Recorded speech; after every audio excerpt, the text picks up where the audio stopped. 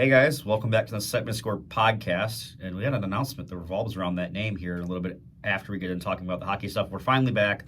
A lot of stuff happened. Artemi Panarin finally traded after Chris Drury's letter that may or may not have made Ranger fans very upset. A few extensions, some hot teams, some hot players, and the Olympics have started. Sean, what do we got? Aidan, there's no point in the Olympics.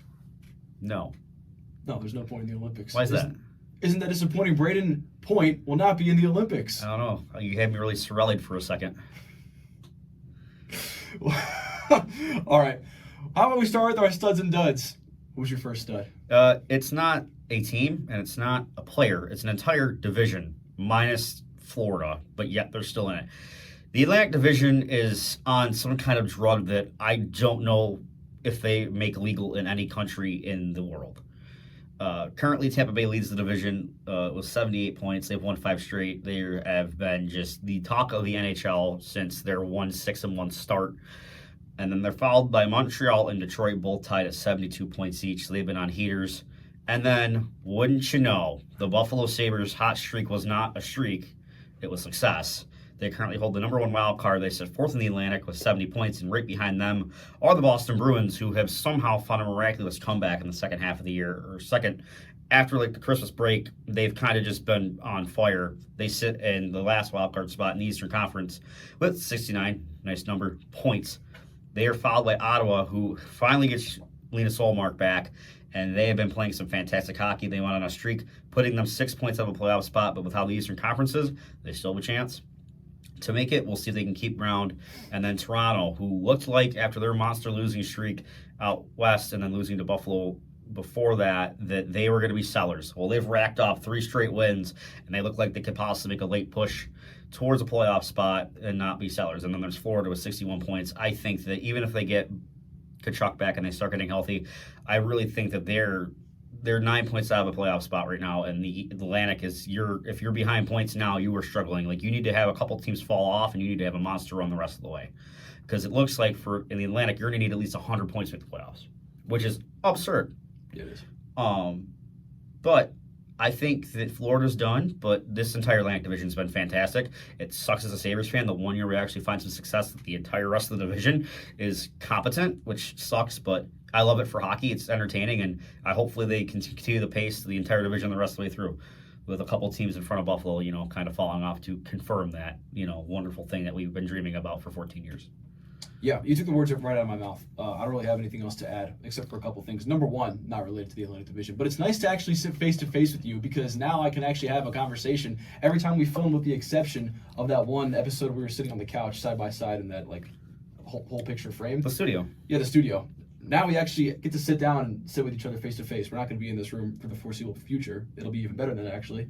We will have an announcement to make at the end of the episode. But as far as the Atlantic Division, do you know that one clip from Family Guy where that fat dad is sitting down at the dinner table, and his wife and his 2 really skinny kids are just watching him eat and eat and eat and eat, and Yep. over there starving, skinny, and the dad's just fat and eating? That's what the Atlantic Division reminds me Pretty of. much. It's literally just this one giant, absolute, really exciting division with a bunch of really mediocre squads. And I'm going to blow your mind right now. Buffalo, who sits... Other mediocre squads, not teams in the Atlantic Division. And I said I'm going to blow your mind right now. Buffalo, who sits number 1 in the wild card in the Eastern Conference, they'd be leading Pacific right now over Vegas by 2 points. Yeah, and actually I was going to talk about Vegas, because Vegas, they've actually, not that they've struggled, they're still first in the Pacific, but you put any of those teams in first place besides Avalanche, Or Minnesota or Dallas. or Minnesota or Dallas. Take the Pacific. You put them in the Atlantic, they're barely hanging on by a thread, even in the wild card race. The Atlantic Division is very impressive. I really don't. I guess I don't know if I would say no one saw this coming, but I would say in terms of how they compare to the other 3 divisions, it's definitely a little surprising. As they say over here, East Coast is Beast Coast. I think the computer behind you just randomly turned on. That was pretty funny. There's a ghost of whatever in this podcast room, but. Yeah, East Coast is Beast Coast. That's right. Maybe it's Miroslav Shatan. He's still alive, but actually, I had a funny story about that now. Since this is a podcast, we can kind of talk about whatever besides what we've got in here. So, somebody tried to order a Miroslav Shatan jersey off of Fanatics, and his last name is spelled Satan. Right. Well, he couldn't. They wouldn't allow him to buy it because it's against the codes. bro. They couldn't even get it like customized through Fanatics. Like, Really? yeah. He's like, no. They're like, yeah, we can't because of the protocols. We can't have you. So if you are a Miroslav Shatan fan and you wanted to get an updated goat head of Miroslav, not going to happen. When his son comes in the NHL, hopefully it'll be allowed to buy then. But Satan strikes again. Unfortunately, they should make an exception for that. It is the last name. I agree. Come on, man. My favorite Czechia player, I think he's from Czechia. He's not Czechia, he's from Slovakia, whatever. My favorite European. My dud for this week is the Columbus Blue Jackets. You stud. Did I say dud? Yes, you did. My first stud of the week is the Columbus Blue Jackets. The Columbus Blue Jackets are on a heater, and it all started when they hired Rick Bowness. Rick Bowness came out of retirement to coach the Blue Jackets. They fired Dean Evison. Did I say his name right? Yes, you did. Thank you. It's been almost a month now. We were going to talk about it in our, the episode after we recorded. We didn't have the time, but we're back now talking about it. Rick Bowness has been, he's like the catalyst to this team now. They already had a pretty talented team coming, not an extraordinary talented team, but I think good enough to, like we said at the beginning of the season, make a run for that last wild card spot. And that's what they're doing right now. It's actually very impressive, and I'm happy for the Blue Jackets. And I want them to make the playoffs. I would love to see them sneak into that third seed in the Metro or the second seed in the wild card. If the Blue Jackets and Sabres are the two wild card teams heading into the playoffs, that would be amazing. It's nice to see some fresh faces in the postseason. I love what they're doing right now. Haven't they won like 7 straight games since that he's been hired? Yep, 7 straight games, and they are 9-1 in their last 10. Unbelievable. Yeah, I already said it before a few episodes ago, I love the Mason Marchment trade. He's doing very well. He has 13 goals, 13 assists this season, 9 of those with Columbus. He was never really a good fit in the Kraken. Didn't really make any sense when they traded him. Hi, Jason Botterill. Didn't make any sense when they traded for him. They traded him away to the Blue Jackets. He's doing fine right now. I think he's been very good. A lot of people kind of pointed and laughed at the Charlie Quiller trade. He's actually been very good. 15 goals, 27 assists. Werenski's the first defenseman to hit 20 goals this season. That dude's a monster. He should be in the conversation for the Norris. Absolutely. If not, should be the leading candidate. Absolutely. I know we love Makar. Makar does amazing things, but it's the best defenseman. Columbus wouldn't be here without Zach Werenski. Yeah, 100%. I don't know if I'd give him the Norris, but absolutely deserves a nomination, 100%. And I just want to put in, they're all still doing this with guys like Kent Johnson not being great still. Yes. And Cole Sillinger not being like, Cole Sillinger's ninth in scoring, but he's averaging like half a point a game. And Johnson has been atrocious. And yes.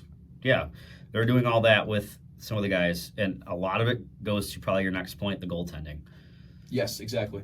Yeah. You can go ahead and make that point. This is your little segment.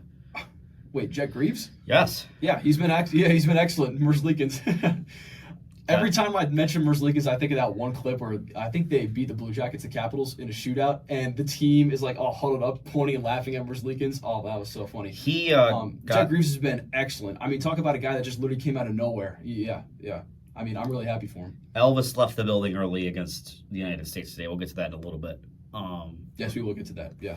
But imagine this team when Fantilli hits his ceiling. He hasn't even hit his ceiling yet. Yeah, he's like... He's been okay. He's been okay. Unless he's playing the Leafs. But, Fantilli he's not outstanding right now. I wouldn't even say he's living up to expectation right Absolutely now. Absolutely not. I still think he's good. He's still yes, good. He does. But imagine this kid if he develops into what he's supposed to be one day. And I still think he has... Number one center. Right. I think he has a chance to do that. Yes, he's a center. Number one center. Yeah, he's a center. And no Leaf fans, that wasn't a jab at your team this time. Look at the stats. He generally beats the crap out of you every time he comes to Toronto and plays you. Specifically in Toronto, not against the Leafs in Toronto. So, yeah, you got a dud today, too. Just to finish up on the Blue Jackets, the team that was in last in the Eastern Conference, now 4 points behind in the wild card race just because of one head coaching change, a move that really no one saw coming, especially the guy who they hired, Rick Bowness, right? Yeah.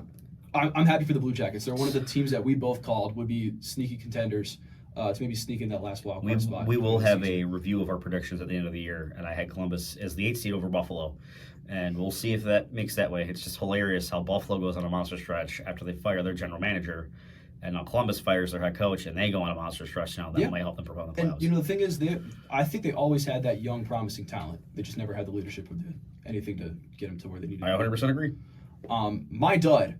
So on our little list that we had, I had this team listed as the dud. I tricked Aidan into thinking that was going to be my dud, but my dud this week is not a team. My dud this week is a person. My dud this week is a certain podcaster by the name of Sean Wallace. Uh-oh. Sean Wallace is my dud this week because Sean Wallace came into the season thinking the Rangers were actually going to be a good, competent hockey team. Oh, Sean yeah. Wallace thought Mike Sullivan was going to turn around the organization. Oh, Sean Wallace said they had the talent. Sean Wallace said it was just Peter Laviolette. That was the issue. No, the Rangers just suck. The Rangers just suck. And I was wrong. Sean Wallace is the dud this week. The Rangers suck. You want to repeat the phrase that you said the entire offseason and throughout the trade deadline? Can you remind me what I said again? It was something about Peter Laviolette. It's the Laviolette effect. Yeah, I thought it was, and I was wrong. I think the Rangers are just a shitty hockey team. I don't think Peter Laviolette's a great coach either, but the Rangers are not a good hockey team. Especially at home. So here's the whole saga with the New York Rangers since the last time we recorded. Before every trade, or I guess the 2 trades that happened, So far. Drury basically announced their general manager. They're going to retool. He literally publicly stated they're going to retool. Ever since then, they traded Panarin. They've traded Soucy. They acquired Soucy at the deadline last year from Vancouver. They got They traded away a 3rd-round pick. Yes. They traded him to the Islanders to get their 3rd-round pick back. Okay. It's kind of a useless trade to begin with. So you get your 3rd-round pick back. I guess it's good asset management.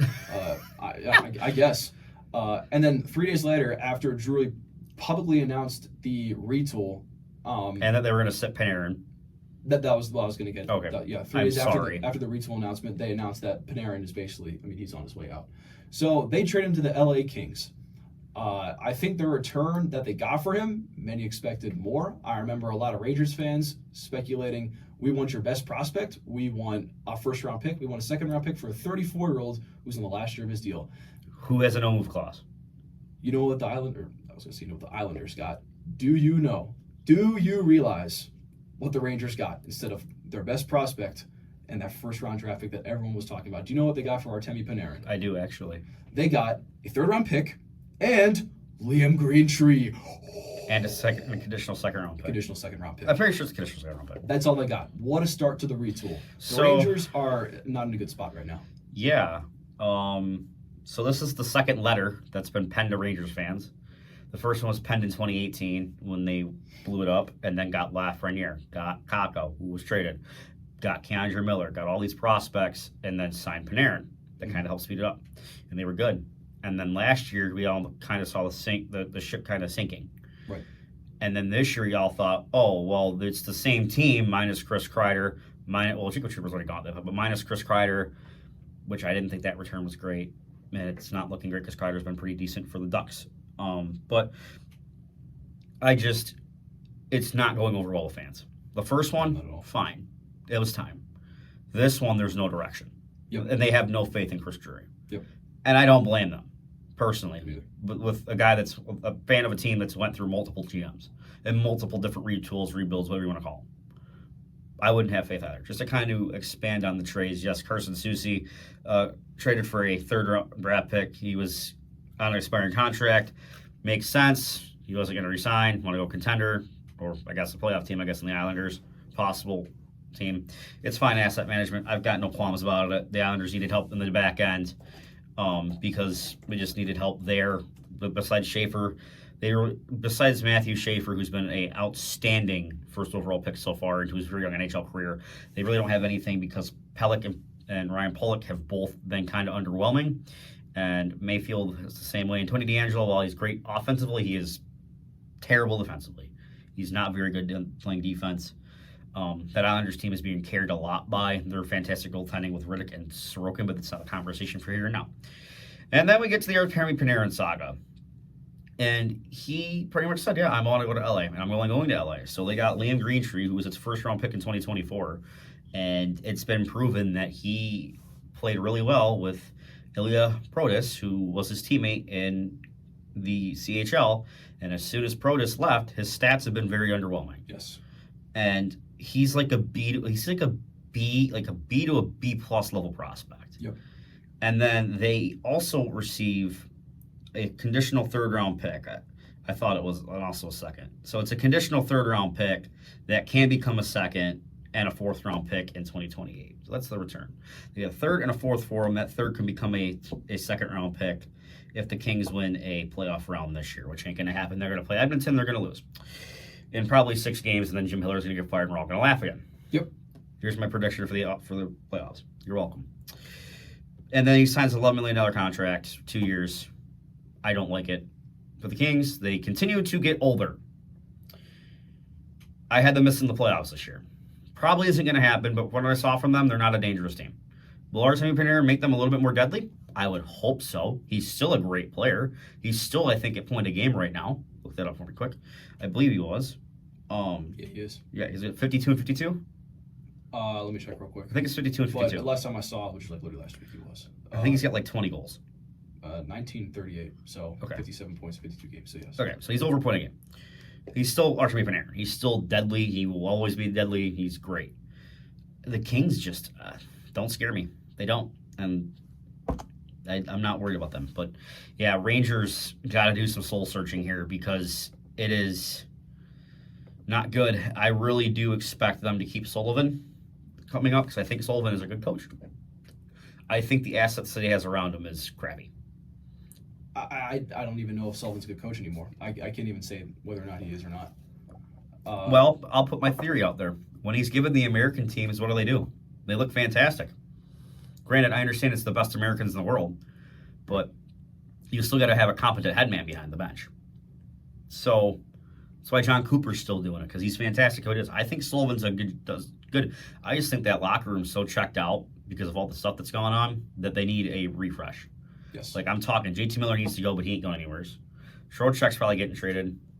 I would probably trade Zibanejad. If I'm the Rangers, Retool is not the option here. They need to blow it up, take a 5-year plan to rebuild this team, and come back in 2020 or 2031. So that was going to be my next question to you. Where do they even go from here with their now Retool? Because first of all, what I would have done, I would have fired Chris Drury because you already retooled once. You can't keep the same general manager and have a second retool if the first one didn't work the first time. That makes no sense. I don't know why Chris Drury's still there. Well, he wasn't in charge of the first one. He got brought in halfway through. Okay, yep, you're right. I forgot about that. My bad. But he's been proven to not be able to, look at the return for Keandre Miller. They got Scott Morrow, who's been good. I think they got a couple picks. I don't remember the exact order, but Keandre Miller's been fantastic for the Hurricanes. Yep, yeah. He's been fantastic, like he was before he got traded from the Rangers, a year or two prior. He's been fantastic, and I mean Scott Morrow's an interesting prospect, but he's been nothing more than a top 6 defenseman for him, and he's not been. Fantastic. Where do you go with the retool? Well, let me capitalize. Blow it up. I don't disagree, but here's my next question: how? Mika Zibanejad's contract sucks. JT Miller's contract sucks. Lafreniere's contract sucks. Nah.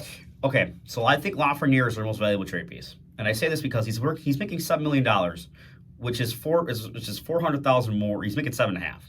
That's $400,000 more than Tage Thompson's making right now, and Tage Thompson's arguably a top 20 player in the NHL right now. Right. Lafreniere has 12 goals and 20 assists this year. He needs a change of scenery. I think once he gets a change of scenery, whether that be Montreal or another big team that might be in the works for him, I think he's going to become that star we all thought he was. And if not, he'll at least be serviceable enough to where the contract isn't going to look that bad. Okay. JT Miller's not going anywhere. He's already stated he ain't going to waive his trade clause. He's not going anywhere. So they're stuck with that contract, which I don't know why they traded for him to begin with. And that's my next point. I still don't know why they did that. Zibanejad, if you retain, I'm sure somebody will take him. He's a great power play guy, and I think even with his shortcomings in New York, I think he still can be a pretty decent two-way guy. When it comes to playing offense and defense, I still believe that. Adam Fox isn't going anywhere. Shesterkin's not going anywhere. But they got to start getting prospects into this pool. They've got Gilbert Perreault, who looks great for Team USA, but he hasn't gotten a shot yet. Right. When he has, he's looked okay. Right. Brennan Othman has had an opportunity, but he hasn't looked great. Noah Laba's been fantastic for him so far. He's been good. This is a guy that came up this year. They need more blue chip prospects. They really do, because all the blue chip prospects they had, they've either traded or came up, developed, and then either got traded or busted.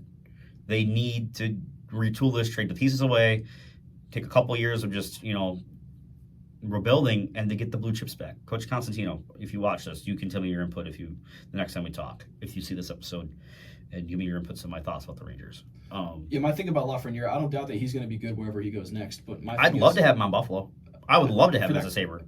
Dude, no one is. I just don't know who's going to take a shot on that contract. With the way he's playing right now, I think it's going to be actually a hard contract. A lot of people are going to, because they're going to see they're not going to base off the contract, or they're going to base it off of potential. It's potential. Yeah, we'll see. He just hasn't been playing well the last couple seasons. Ever since he got that extension, he's just kind of fallen flat on his face. Not flat on his face, but he's been really shaky. He has been. Really Speaking of players not playing to potential, hello, Matt Michkov and the Philadelphia Flyers. Yes. Yep. Initially, this was supposed to be the Toronto Maple Leafs, and they started winning games. And then Rick Tocchet went on a podcast and pretty much called their future Russian Alex Ovechkin fat and lazy, which is not true. He called him fat and out of shape, pretty much. Yep. He said that it's hard to get him into condition when he comes in the camp out of shape, which, I mean, your team sucks besides Trevor Zegras. But yeah, Rick Tocchet I don't know, the signing looked great to begin with. The Flyers were winning games, beating the brakes off everybody. They looked fast, they looked fun. And then all of a sudden, they've hit this stretch where they're considering that Travis Konecny might be traded, which would be absurd. Also, another guy I'd love to be a Sabre. But like I said, Zegras has kind of fallen off a little bit. He's still been fantastic. Owen Tippett has been very underwhelming. Yep. Dvorak's been great, got an extension. Matvei Michkov, he's got 29 points in 50 games, not been good. Noah Cates, not been great. Noah Cates has been good, plus 15, been fine. Couturier, 26 points, only 5 goals. Yep, only 5 goals. That's not good enough. Nope, not Travis Sanheim has been solid. Drysdale been fine. Cam York. It doesn't help that Tyson Forster's been out since November. Mm-hmm. He's had 10 goals and 13 points in 21 games plus 7. And same goes for Emil Andre to a point because he was playing some good hockey. Carl Grundstrom comes back. He's been playing decent. The summarize their season was when they played Utah, and Garnet Hathaway had a wide open net and an empty net and a breakaway, and Nick Schmaltz came back on a back check, poked it away from him, which gave us our modern day Patrick Stefan. That was hilarious. He was going to be my dud, actually, Garnet Hathaway. And then if we're going to record. Nick Clayton Keller goes down the other way as Sanheim turns it over, scores, they go to overtime, and Keller wins it. And Utah steal a point from Philly, and Philly loses a point in a race that they need to have points. They've lost 7 straight. Yep. I think. Double check me. I think they've lost 7 straight. They've lost a lot of games recently. It's not been good. I think they've lost 7 straight. And they've just... So they're 3-4-3 in the last 10. Okay. They've not been good. No, they've not been good at all. And obviously there's some turmoil going on in the locker room. And good on Danny Briere, because he's not sitting there coming out like he defends Michkov and he's defending the guys. But there's got to be a point where he's made some good moves. I thought he made some quality moves. The Zegras trade was fantastic. I think the Neil Andre extension was good. He's been really solid for them. The Dvorak section looks good. He's been really good for them. I can't anybody that drafted Michkov was going to be a steal, especially where he went. They just seem to can't find the right head coach for these guys. They went from Torts, who we all know who Torts is. Well, we do have to explain it. To Tocchet, who's a very similar style as Torts. And it worked early, but now he's kind of losing the guys, and now he's gotten to a point where calling out your best player on the fan base once a fire. Right. Because they just had this Russian superstar fall in their lap, and he's getting played 10 minutes a night, and he's not been that effective. And then the coach says, yeah, he didn't come to camp in shape. I'd be pissed too. Yep, I could have said it better myself. With the Philadelphia Flyers, I am a little surprised that Tocchet came out and said that, especially with the way they were playing. Ever since that Garnet Hathaway breakaway, they've almost kind of hit just a brick wall. The thing is with Rick Tocchet, this has kind of been a common trend over the last few years when he was in Vancouver. Mm-hmm. Over the last, month, their offense just hasn't been the way they used to be. Kapoof. Yeah, kapoof, absolutely. Their offense hasn't been the same over the last month. They average 2.8 goals a game, under 3. I think they're 22nd in the league in goals average. No bueno. Yep, not good at all. Calling out your Russian superstar, the guy who fell in your lap. I always say that Trevor Zegras is a perfect fit in Philadelphia. I always thought that Matvei Michkov was a perfect fit in Philadelphia too, only because we all know Philadelphia and their city and their fans. I always thought that Matvei Michkov was kind of a problem coming into the draft. And I only said it because, he's literally just picking where he wants to choose. Yeah, I'm not going to Washington, I'm not going to Washington, I'm not going here, I'm not going here, I'm not going here. It just has a problem written all over it. So when he goes to Philadelphia, a team that really hasn't found much success in, quite frankly, almost over a decade. And you know what they say about Russian players, right? They like their money. That contract is going to be a lot. Ask Kaprizov. Yep, good luck. Yeah, good luck, Philadelphia. Philadelphia, honestly, hate to say it, they're just doing Philadelphia things right now. What was once pretty special for the first half of the season is now turned just right back to old Philadelphia ways. Gee, it looks like it's exactly what happened last year. And the year before that. Yeah, it's disappointing because now not only is the team not playing well on the ice, especially offensively, but now you got Tocchet, right, calling his Russian superstar fat and out of shape. Yeah, and that was Tortorella last year going after Cam York. Yep. Yeah. Yeah, can Philadelphia catch a break? Nah, Yeah, I'm not too sad about that. no comment. Now we get to the big stuff. The first major domino to drop at the deadline happened. The man that has been rumored to be getting traded to Vegas for at least a year and a half now. It's the worst kept secret in hockey, which is how much was the return going to be. Has finally happened. Rasmus Andersson was traded to the Vegas Golden Knights from Calgary for Zach Whitecloud and a conditional first-round pick in 2027. They also acquire prospect defenseman Abraham Wilby, or Wybe, and a conditional second-round pick in 2028. And I think it's a good move for Vegas. They needed some more. As funny as it sounds, which we all think Vegas has it all. Right. They needed a right shot defenseman that could play the top four because they unfortunately lost Alex Pietrangelo this year. He retired because of injuries that he sustained over the past few years. And Anderson is up for a new contract. We're all going to expect him to re-sign in Vegas. Yeah. What that number looks like, I don't know. Obviously, Calgary also retained half on this deal. I think it's a good trade for Calgary. They get Zach Whitecloud, who's a right shot defenseman. He's still younger, more of a bottom six guy, but he's usually fairly solid. Get a prospect defenseman, could be something, could be nothing, but you get 2 conditional picks, and I'm pretty sure that the 2020 second is a first round pick if Vegas wins the cup. It is. So if Vegas wins the cup in 2028, if Vegas wins the cup this year, it'll be a first round pick in 2028. So it's a good deal for Calgary. It helps kickstart their big deadline to come. I would expect in Vegas it works out for them because they needed a replacement for Alex Pietrangelo. Anderson fills that role. He's a very good two-way defenseman, but more known for his offensive game, as he's also representing Sweden right now in the Olympics going on currently in Milan. Yeah, I'm going to use the Rangers as an example here, what we talked about just a few minutes ago.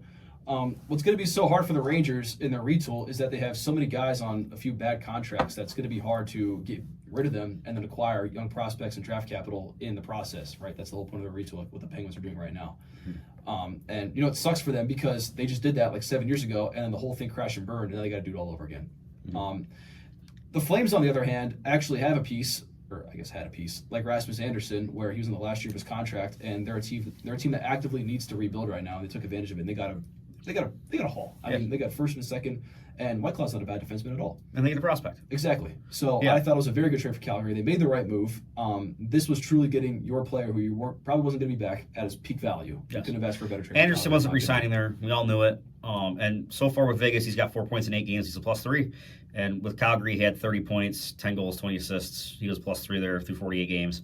So Anderson's been good this year, as we all expect. Rasmus Anderson's one of the most secretly underrated defensemen in the NHL. Yep. Does not get enough love. He's been really good for the Flames the past few years. And, good move for Vegas. I mean, we all knew it was going to happen eventually. It was just like the Marner move in the offseason. Like, we all knew he was going to Vegas. It's just for was he going to be a free agent? Was Toronto going to trade him? Well, Toronto forced Vegas to trade him, or they were going to go, tampering. The thing about Vegas, it's a hefty price. It's definitely it is a price. But like you said, they're probably going to re-sign him in the offseason. It's just, he is one of the more underrated defensemen in the NHL. And you got to think, too, that they're going to be a good team if it's a late first-round pick. And it was needed, right? They're one of the, they're first in the Pacific, but at the same time, if they want to go back to the Cup, they needed a piece like this. They did, especially after Minnesota trades for Hughes. Dallas has got that ball-saw defense core, and Colorado is Colorado. As much as they've come back to life recently and not stop looking like the 16 Warriors, to make a basketball reference. Yeah.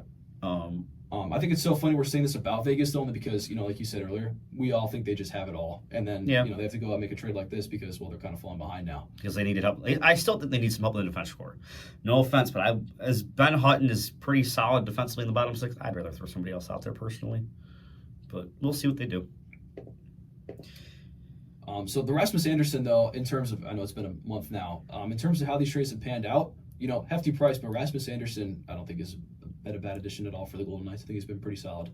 Now we got a unique one coming up here. Sean, you want to lead this one off? Yeah, so how has this trade panned out over the last month? This is Kiefer Sherwood. Okay. Wasn't the one I was going to go to. We can go Kiefer Sherwood next, though. Okay, let's do Kiefer Sherwood first. He got traded to the Sharks. Were you surprised when he got traded to the Sharks? Yes. I was a little surprised that the Sharks were actually buyers, even a month before the trade deadline. First of all, over the last couple seasons, he's been on an absolute steal of a contract. He's not even getting paid $2 million a year. Just this season, 45 games through, so that's what he's played. 17 goals and 6 assists. How many hits does he have? I actually don't even know. Do you have it up? I do, because that's where he makes his money. At least I believe I have them. Let me go. Can I scroll? Um, I'll put it in layman terms. He's had over 200 hits this year. yeah, that's nuts. I'm pretty sure he leads. I'm pretty sure he leads the NHL in hits. So I think it's a great pickup for the Sharks. A little bit like Rasmus Anderson, maybe a hefty price, especially for a team that who knows if they're going to be competing in the West anytime soon. Will they make the playoffs? Sure. How deep of a run will they go on? I don't know. But 2 second-round picks, I would have liked to have seen them, continue to build during their kind of, ending phases of their retool, I guess, their rebuild. But, if you're Vancouver, you're at the point now where you're just trying to, it's a complete fire sale. You're just trying to get the most out of you can for your assets at their And peak Kiefer value, right? Sherwood currently has 214 hits. Yeah, it's absolutely nuts. Yeah, so He's going to get a contract next year. He's going to get a bag, whether if it's with San Jose or someone else. I think for a team that's trying to compete in the postseason this year, or at least trying to get in, I think it's a nice addition for the Sharks. I found it interesting as well. They have 2 second-round picks, with one's this year, one next year. Yeah. And prospect defenseman, I think he's a prospect. If not, he's like an AHL guy. Minor league defenseman Cole Clayton. I don't mean to interrupt you. I hope it pans out. I think he's going to get, if he doesn't re-sign in the offseason, I don't think it's a good look, especially for a team that, who knows if they're going to compete in the West anytime soon. It's just, I would have liked to have seen them keep as much as they can towards the ending stages of their rebuilds, and just keep growing and growing and growing and growing and growing. I mean, all the peak assets that they have. San Jose currently sits 5 points out of a playoff spot. 5? 7? Look, I do think he's a good 5. player. I think he's a necessary piece if they want to make the postseason, but just if it doesn't pan out. They sit 5 points out of a playoff spot. Yeah. I'm happy for Sharks fans. They add a player that can help them in the bottom 6. They got a lot of young guys. Colin Graff has been fantastic. Macklin Celebrini should have Hart votes this year. Yeah. The trade is almost a sign that their deconstruction phase is over, right? So they should be Yes. Well, and I think that, they think that their window might be open this year because of how, not bad, but like mediocre the West has been. Right. Especially Pacific. Like, you can go on a hot streak, win like 5 games, and you can win 5 out of 6, you'll be a playoff spot in the West right now. Mm-hmm. Like, I think that's why they did it. Kiefer Sherwood's a good player. Like I said, physicality, he scores a lot in the power play. That's kind of where he's made most of his goals this year. It's what you want. And it'll help, the younger kids. Yeah, they got kids. Acklin, Celebrini, Smith. The better Will Smith. That's right. I don't know no disagreements. Better than the ones in baseball and the actor. Colin Graff, as I mentioned. They've got Pablo Regendes. He's got come up and been fantastic. They have Chernikov sitting in the minors, can play a few games. He's not ready yet, but he's going to be a player for them. And then defensively, they still need a lot of help, though. Shakir Mohamedulin's their young piece. They've also got, I think it's Jamie Dickinson. Sam Dickinson. Excuse me. Sam Dickinson. Another top pick. Hey, they're going to be good. Well, Mohamedulin, we'll see, but Dickinson will be good. They need some help on that back end. They need a guy, which they've been rumored to be in on, that'll help the Rangers. Braden Schneider. Right-hand defenseman, a little younger, got some experience, good player. He'll help out the back end a lot. Yeah, I mean, good for Vancouver. They wanted a first-round pick and an A player for him. They weren't going to get that. We all knew that. They get 2 second-round picks, and I think it's still solid. I agree. It's 100% solid. Yeah. It's 100% solid. I haven't got no issues with it. I saw San Jose and I saw the return. I'm like, okay. They didn't overpay. They overpaid a little bit for a rental like Sherwood, what he does, but, sometimes you got to trade a second-round pick to get it back Mallenstein. It happens. Yep. Your next trade that you want to talk about? This one I did not have on my radar for a lot of reasons because the contract scenario that tied into this. New Jersey somehow offloaded Andre Palat without retaining. The Islanders acquired Palat along with a 2026 third-round pick and a 2027 sixth-round pick for Maxim Siplikov from the Islanders. And it looked fantastic for the Islanders the first game Palat scored. Yeah. But I don't understand this. I don't understand this trade from the Islanders. Besides that, they're hoping the fact that when they get to the playoffs, if they get to the playoffs, he plays like the old Andre Palat. Right. And I think that's their hope, too. I think it actually... So, the only reason why I can see this making sense for the Islanders, I don't think the Islanders were supposed to be competing this year. No. I think the Islanders think, okay, we can afford to take a flyer on a guy who has a bad contract, only for the next 2 years. A guy who hasn't really 3 years. Is it 2 or 3? I thought it was 2. Maybe it is 2. He's 34. Right, he's 34. He hasn't been playing yet, so a year and a half. This season, then next year's his last year on his deal. So a guy who hasn't been playing well, and they get a third-round pick in the process. So not only are you still going to compete and take a flyer on a guy who only has a year and a half left on his deal, who can maybe play well with the new team, maybe just a change of scenery at 34 years old, who knows? But not only that, you get a third-round pick in the process. I kind of see, judging by if they were truly trying to compete this year, I would say, okay, I don't get it, right? But for a team that probably wasn't supposed to be in this position at the start of the season, I can kind of understand. If you know where Matthew Darch came from? Where? Tampa Bay. What did Tampa Bay do all the time? Make trades like this. So there you go. I mean, yeah. We'll see what happens for the Islanders. As for the Devils, it's good that they got rid of his contract. Yeah, I mean, so with New Kind of Jersey, sucks that they didn't attach a third, though. with New Jersey this year, he had 10 points, 4 goals in 51 games. He was a -5. So through 6 games with the Islanders playing in probably a bottom 6 role. 3 points, a goal, 2 assists, +2. He's been good. He's been serviceable. So, yeah. You put it this way, I can see why both sides did it. But New Jersey, I think it's a big win for them. They get rid of that contract that was huge. It was an anchor. Nobody thought it'd be movable. They move it. It hurts, obviously, to give up a third-round pick, but sometimes you got to add a sweetener to get rid of it. Right. At least it wasn't Seth Jarvis when the Leafs traded Marlowe to Carolina and ended up that first-round pick turned into Seth Jarvis. Yeah. I wonder if they want him right now or not after Marner left. Yeah. But New Jersey still needs a lot of work to do. They're in a spot where I don't think they're making the playoffs. I think they need to sell some more assets. And getting Maxim Siplikov, he's still young. He's on a contract. I think he can sign a contract that's not really great right now, but he's still young. And he'll be playing on a little bit of an elevated role with New Jersey like he was with the Islanders. This year he struggled a lot, but I think he'll be fine. I think it'll work out. They're second to last in the East right now as we're recording this, and I guarantee you if they stay that way and they don't get any further, if they're truly 10 points out of a playoff spot, Fitzgerald and Keefe have to go. I agree. I think at minimum it has to be Fitzgerald. My question is who do you sell off? Similar to the Rangers, because the Rangers are, last place in the East. That's another good question because in terms of your retool, you're basically doing the exact same thing all over again, just like the Rangers, right?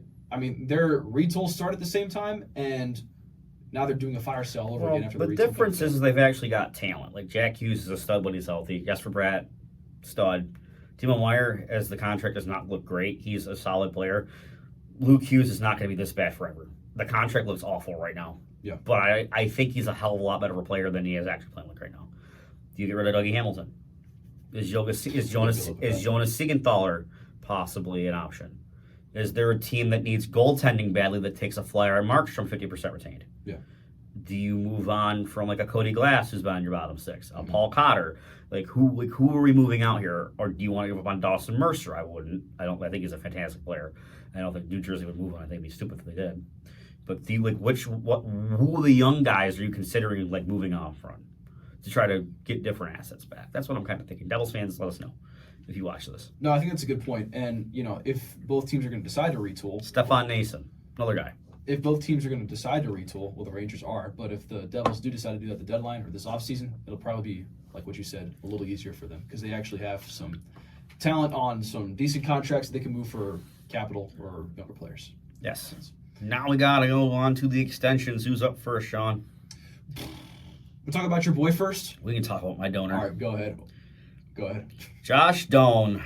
The biggest piece of the Josh Doan trade is Josh Doan. I don't know who he got traded for. I don't remember that guy. He never existed.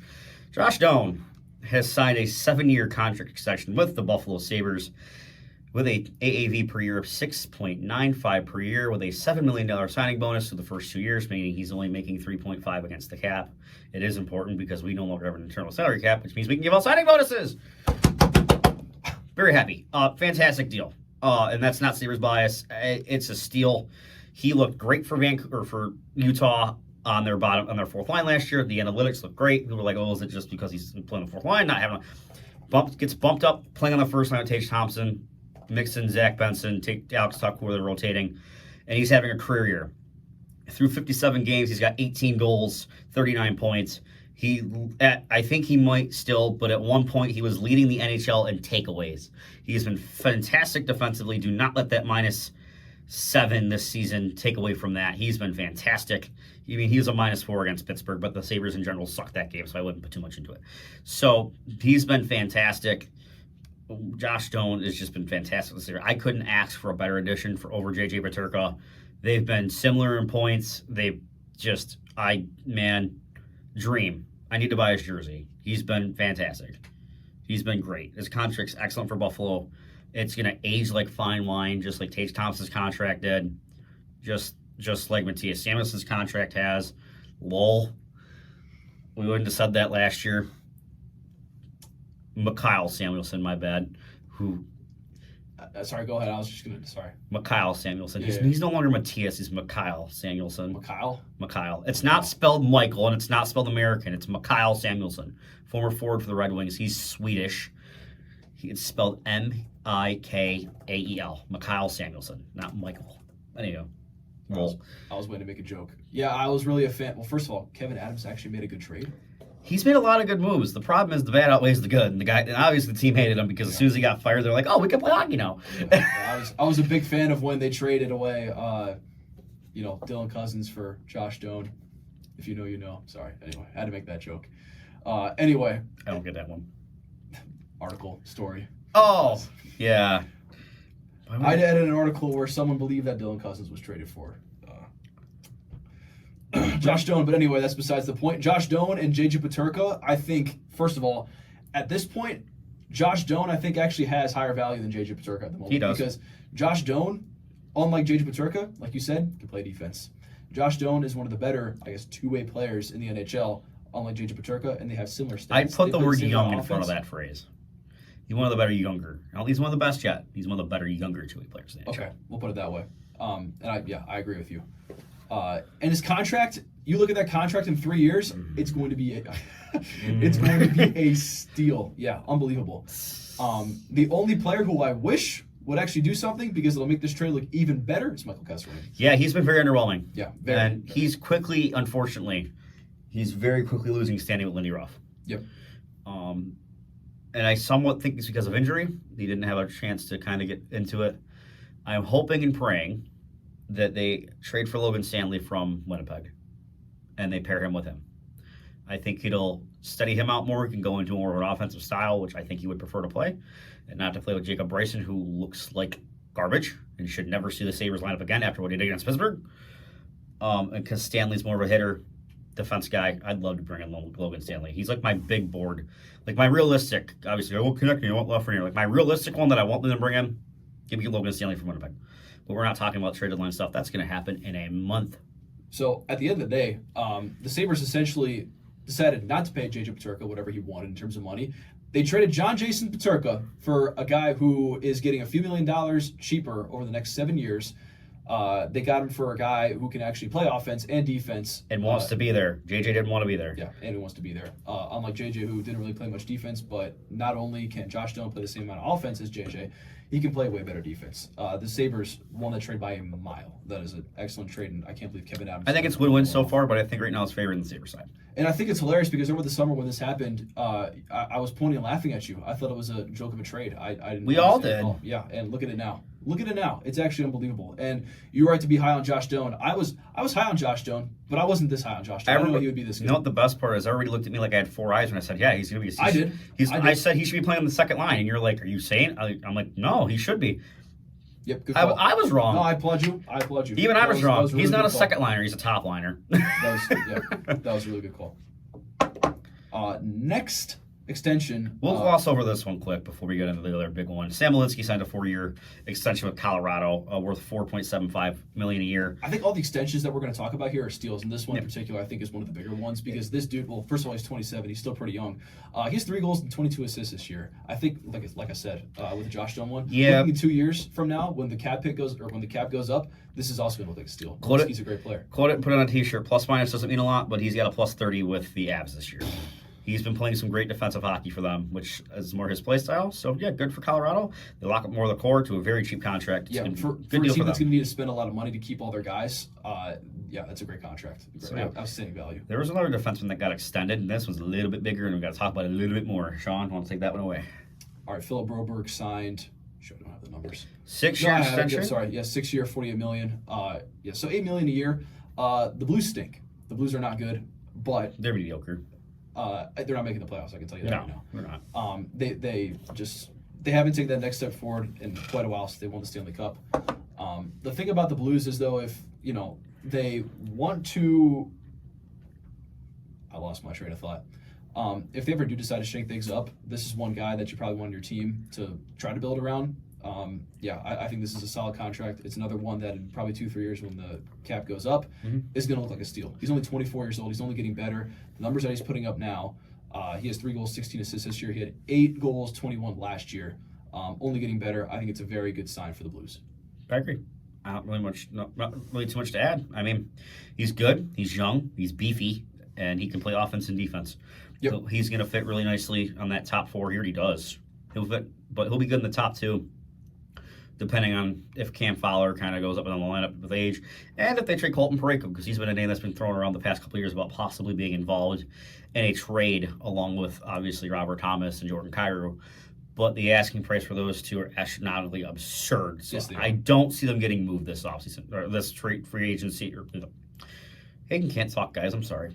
I don't see them getting moved this trade deadline unless some team that's desperate in the Atlantic Division goes, we need a guy to put us over the top to help try to break away from the other teams, and they throw in a shit ton of capital at St. Louis where they can't say no.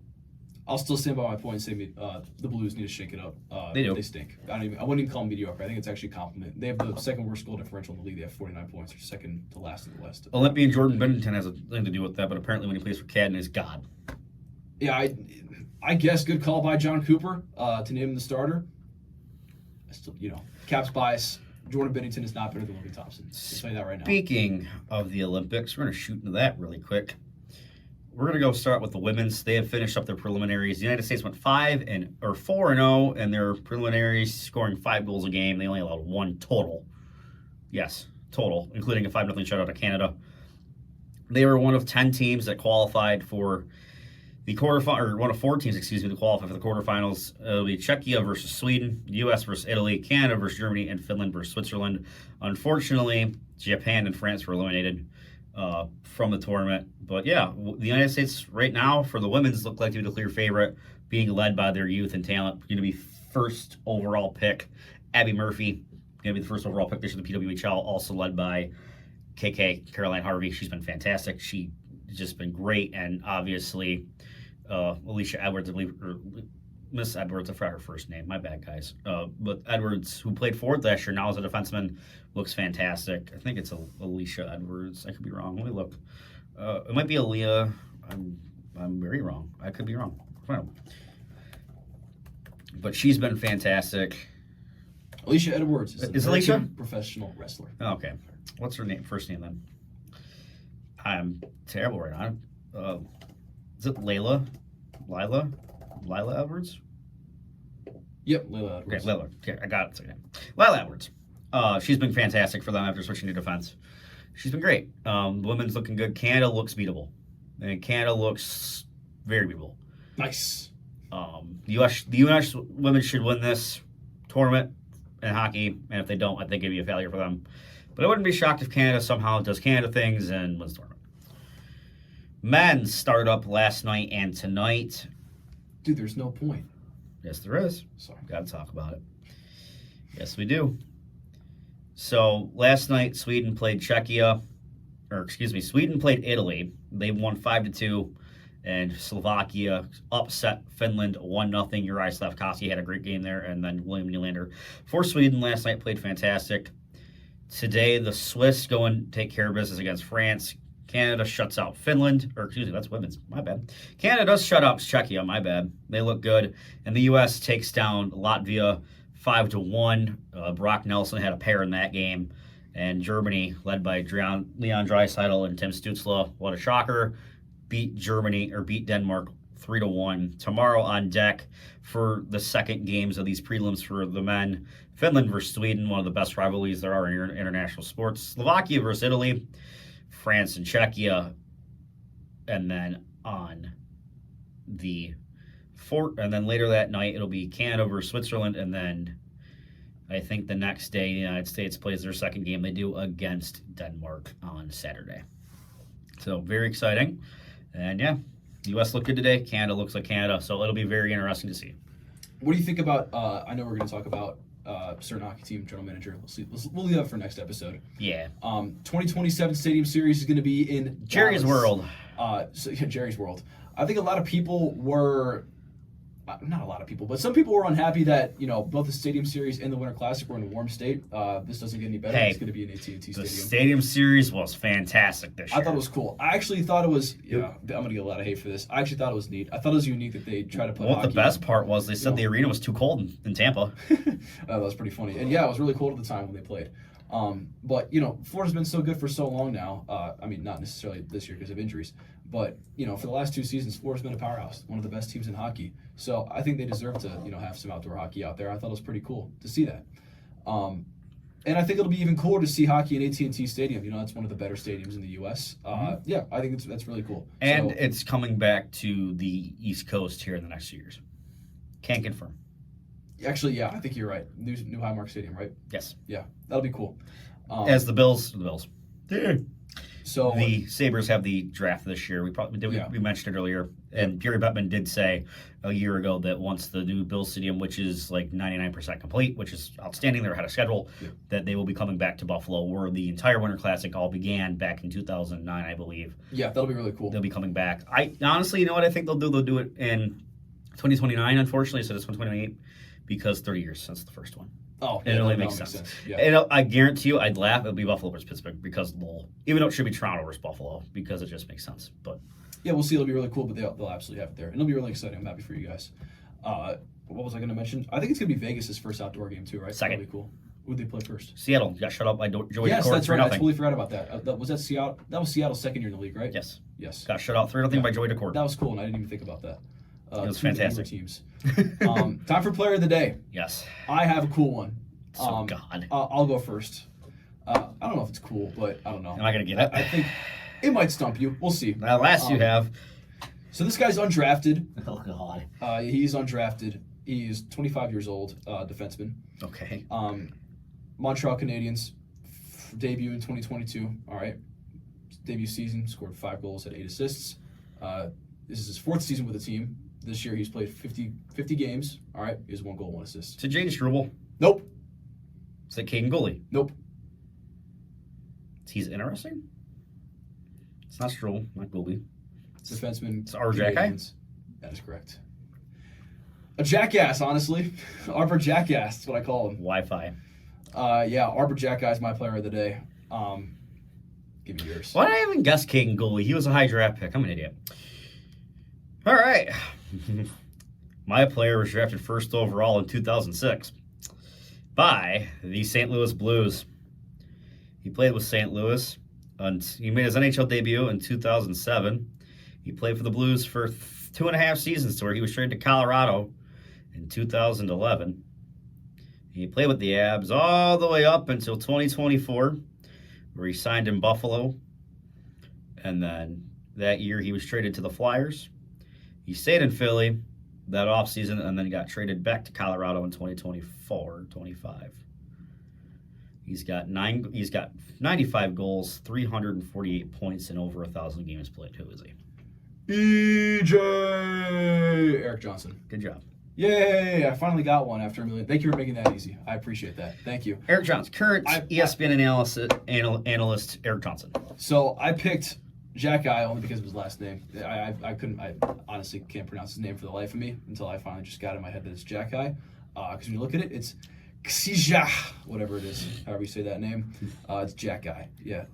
Ksika. Yeah. Very weird last name. But all those Canadian fans are going to kill you. Oh my God, dude. Are you kidding me? You look at that name and you think you pronounce that?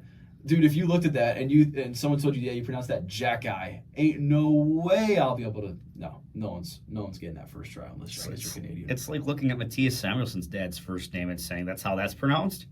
Yeah. Look it up. What is it? Shell Samuelson. Shell? Shell. How do you spell it? Sjell. Oh my God! All right. But yeah, Arbor Jack-eye, I picked him because of his last name, and he's kind of a jackass. But I guess it's kind of most hockey players. I lie. Kjell. Oh, Shell. So, big announcement to make. Aidan, go ahead. We are moving, and we're no longer a podcast. We're moving to The Buzz now, permanently here, the on-campus radio station. You know the number, I don't, because I don't work there until now. We're moving to Wednesday, 6 o'clock in the evening. Come watch us. Come check us out. We are no longer a podcast. We are the Snipe and Score show. We'll be on the radio for an hour from 6 to 7 o'clock. I want to say thank you to Sean, who helped kind of get this along, and shout out to the Buzz directors, the one major one being Isaac Housen. He helped kind of get us along here. This has been kind of something we've been kind of working forward to doing, and I've been trying to get in the radio for a little bit now to kind of get a little bit out there in the radio waves, and we get to bring the NHL stuff, our opinions that are probably awful, but we're going to say it anyways because we just don't care, to the Buzz, and we cannot wait to get started here next week. Yes, super excited. Thank you all who made this happen for the opportunity. WSBU 88.3 FM. Check us out Wednesday nights at 6 p.m. to 7 p.m. We are still uploading on this YouTube channel every night, so we are going to be recording while on the air at the same time. But yeah, we're a show now, no longer a podcast. We are the Snipe and Score show. Yeah, super excited. I think it's a really cool opportunity to be at two platforms at once. So yeah, it's really excited. Great. And I also want to say shout out to the Afterthought big guys that kind of got us into this. Ryan Adio, James Derrick. I know we mention them all the time. Ryan Lombardi and Austin Townley, the big four, as I call them. They got us here. We all appreciate it. We love what you do. Congrats to Austin and James for the new podcasting with the Mavericks. Congrats to them. Going to be big for them. Hopefully, a lot of success for them and to the future. But we got to get out of here. We're running a little late. It's almost 10 o'clock out here. A little late episode like we usually do. But thank you guys for watching. We appreciate all the support. We wouldn't be here without you guys. Make sure to like, share, subscribe. Everything Afterthought Sports. Super Bowl's over. We've got some great takes. Baseball season's almost here. Basketball season, after the trade deadline. Playoffs are coming up. Oh my God. Be quiet. Yeah, and all the other miscellaneous stuff that they upload. Austin's been going ham with his card openings, his basketball. Yeah. Austin, James, and I will be talking NBA trade deadline next episode of Above the Rim. I'll be on there. Check it out. It'll be fun. Yeah, but once again, thanks, guys. Have a great night. We'll see you for the next episode with our first show next week at 6 o'clock on The Buzz. See you guys. See you guys.